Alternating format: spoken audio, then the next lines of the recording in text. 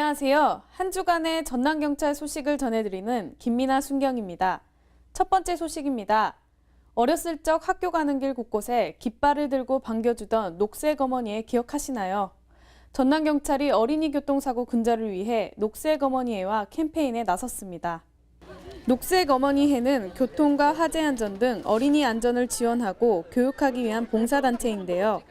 전남경찰은 지난달 19일과 25일 진도와 장흥의 한 초등학교를 찾아 베스트 녹색 어머니의 인증패를 수여하고 교통사고 예방 캠페인을 펼쳤습니다. 전남에서는 현재 138개 단체에서 녹색 어머니의 6,700여 명이 아이들의 안전을 위해 꾸준히 활동하고 있는데요. 이런 활동을 통해 최근 3년 동안 어린이 보호 구역에서는 사망사고가 단 한 건도 발생하지 않았습니다. 저희 전남경찰은 어린이 교통사고 예방을 위해 캠페인과 교육을 지속적으로 실시해 안전한 교통 환경을 만드는 데 최선을 다하겠습니다. 싼 이자로 대출해주겠다는 문자 메시지 한 번쯤은 받아보셨을 텐데요.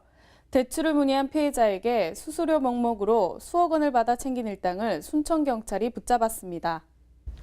35살 A씨 등 2명은 지난 1일 싼 이자로 대출해준다며 불특정 다수에게 문자 메시지를 보낸 뒤 대출을 문의한 피해자 61명에게 각종 수수료와 보증보험료 등으로 4억 5천만 원을 받아 챙긴 혐의를 받고 있습니다. 이들은 지난 2011년에도 강주 지역 원룸이나 아파트를 사무실로 임대해 대출 상담을 하는 것처럼 하면서 피해자에게 통장과 카드를 받아 현금을 인출해온 것으로 밝혀졌습니다. 경찰은 인출에 사용된 대포통장 계좌에 입금된 피해 금액이 10억 원에 이르는 점을 감안해 공범이 더 있을 것으로 보고 수사를 확대할 방침입니다. 서민을 울리는 전화금융 사기 사건이 더 이상 발생하지 않았으면 좋겠습니다.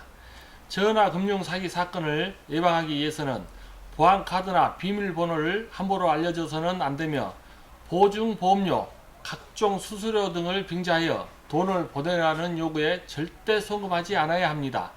이러한 점만 주의한다면 전화금융 사기는 100% 예방할 수가 있습니다. 최근 고속도로 교통사고 사망자가 빈번히 발생해 전남고속도로순찰대와 한국도로공사 등 관련 유관기관이 합동으로 안전기원제를 가졌습니다. 지난 1일 정읍휴게소, 휴게소 한편에 경찰과 순찰자가 자리를 가득 메웠습니다. 이날 행사에선 행락철을 대비해 대형 교통사고를 사전에 방지하고 졸음운전 사고 예방을 기원했는데요. 고속순찰자와 안전순찰차 등 20여 대가 백양 IC부터 전주 IC까지 합동 순찰 행사를 실시했습니다. 최근 검찰과 경찰을 사칭하는 전화금융 사기 범죄가 자주 발생하고 있습니다. 개인정보 유출 등을 이유로 개인정보를 묻는다면 절대로 응하지 마시고 112나 1332번으로 신고해주세요. 이상으로 JPN 뉴스를 마칩니다. 감사합니다.